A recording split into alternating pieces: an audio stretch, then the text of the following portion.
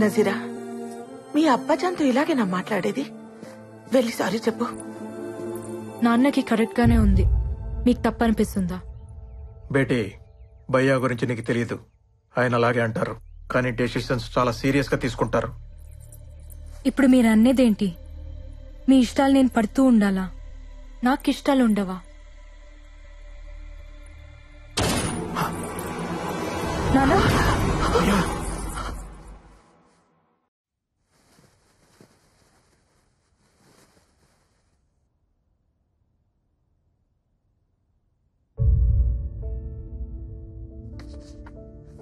రెండు రోజులే, వెళ్ళిపోదాం.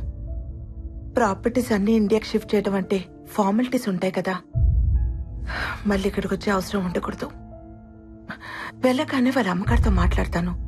నికా అంటారో పెళ్ళి అంటారో మీ ఇష్టం, మీరు బాగుంటే చాలు. మనం వస్తున్నట్టు రాజారాంకి తెలుసా?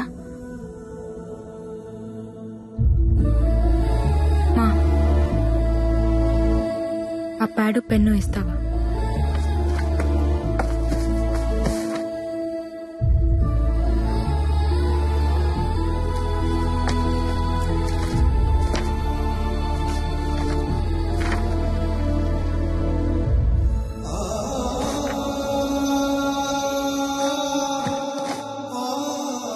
ఫైనాన్షియల్ మ్యాటర్స్ అసలు పట్టించుకునేదాన్నే కాదు. ఆయన నాతో డిస్కస్ చేస్తున్నా వద్దనేదాన్ని. ఇలాంటి ఒక రోజు వస్తుందని తెలియదు కదా.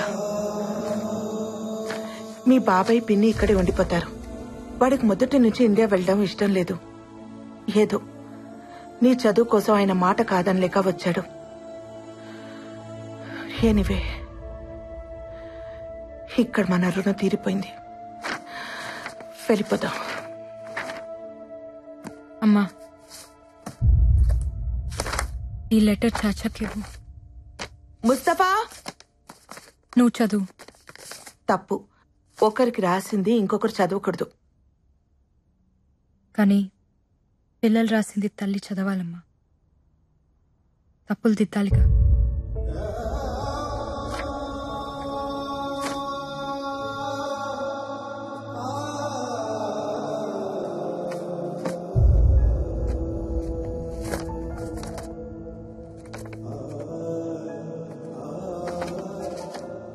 రామ్కి నజీరా, మా నాన్న నాకు అన్నీ ఇచ్చారు. నేను కూడా ఆయనకి ఏదైనా ఇవ్వాలి. అందుకే మన ప్రేమని ఇచ్చేద్దామనుకుంటున్నాను. పేరెంట్స్కి ఇవ్వడానికి ఇంతకంటే విలువైనది నాకు కనిపించలేదు. సారీ. ఈ లెటర్ నువ్వు చదివే టైంకి నాకు నికా అయిపోయి ఉంటుంది. ఇక మర్చిపో. నీకోసం ఒక అమ్మాయి ఉంటుంది, చేసేసుకో. ఇదేం పెద్ద కష్టం అనుకో. ఎందుకంటే నన్నుగా నువ్వు చూసింది కొన్ని క్షణాలే. కంటి వాకిలి దాకా వచ్చి వెనకెళ్ళిపోయాననుకో. నజీరా, అసలేంటిదంతా? పిన్నిని తీసుకురావడానికి చాచా వెళ్తారు కదా, ఆయనకిచ్చి పంపించండి. రామ్కి ఇవ్వమని చెప్పండి. నా డీటెయిల్స్ ఏవి అతనికి తెలియకూడదని చెప్పండి. కానీ ఎందుకిలా? వద్దన మనిషి లేడు, నేను వద్దనట్లేదు. నాన్న ఉండి వద్దన్నా నేను ఒక్కునేదాన్ని కాదు. కానీ వద్దని లేక వెళ్ళిపోయారు చూడు. బ్రతుకుని లెక్క చేయకపోయినా పర్లేదమ్మా. చావుని గౌరవించాలి. లేకపోతే నేను కూతుర్నే కాదు,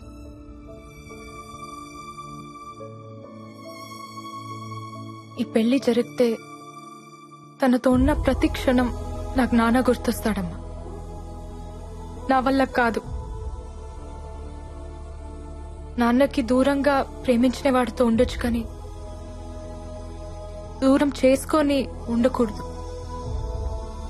వదిలే.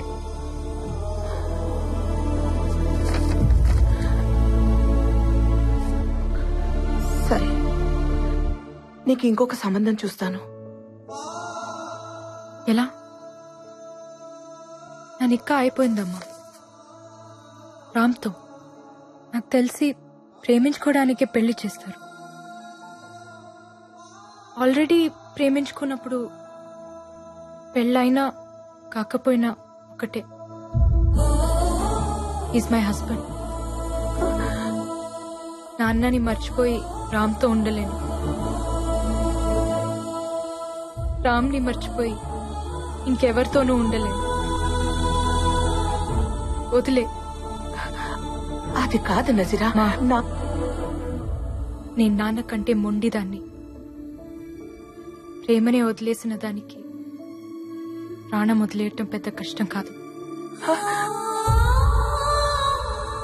ఆఫ్టర్ ఆల్ ప్రేమకి పుట్టిన ప్రాణం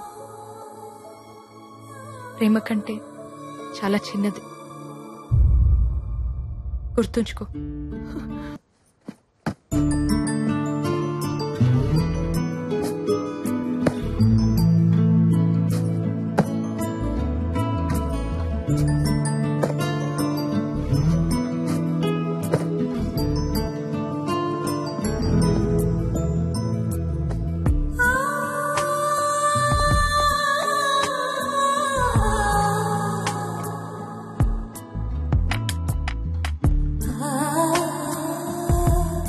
వచ్చేదాకా చూస్తూ ఉండమంటే ఓ బాధ్యత ఇచ్చిందనుకున్నాను. బంధాన్ని ఇచ్చి వెళ్ళిపోతుంది అనుకోలేదు. ఎవరో ఏమైందో ఎంత ట్రై చేసినా తెలియలేదు. అందరూ ఇష్టానికే కంటారు, కొంతమంది ఇష్టం లేకుండా పుడతారు. దేవుడు ఒకటి తీసుకుంటే ఇంకోటిస్తాడంటారు. నా నుంచి అన్నీ తీసుకుని అమ్మ అనే పిలుపునిచ్చాడు. ప్రేమ, పెళ్లి, ఫ్యామిలీ ఇలాంటివన్నీ హ్యాపీగా బతకడానికి యూజ్ అవ్వాలి. ఏడుస్తూ బతకాల్సి వస్తే దేనైనా వదిలేయాలి. నువ్వు ఇలా ఆలోచించుంటే నీకు ఓ ఫ్యామిలీ ఉండేది. ఛా, ఏడుపుకి ఇంపార్టెన్స్ ఇస్తారేంటమ్మా? కష్టాల్లో తోడుండేది ఏడుపే మెహక్. అదే ప్రేమ. నాకు నా కార్ అంటే చాలా ఇష్టం. పోతే బాధగా ఉంటుంది, కానీ దాన్నే తలుచుకుని ఏడుస్తూ ఉంటే నీ దృష్టిలో అది ప్రేమ. నాకు అది ఫూలిష్నెస్. క్రెడిట్ కార్డ్ స్వైప్ చేసి ఒక కొత్త కార్ కొని చూడు, పోయిందాన్ని ఈజీగా మర్చిపోతావు. బాయ్ ఫ్రెండ్ అయినా హస్బెండ్ అయినా అంతే. పోతే పర్చేస్, నచ్చకపోతే ఎక్స్చేంజ్. That is life. మనసు పర్చేస్ చేయడానికి కుదరదు. ఒకసారి ఎక్స్చేంజ్ అయితే ఇట్స్ ఫర్ ఎవర్.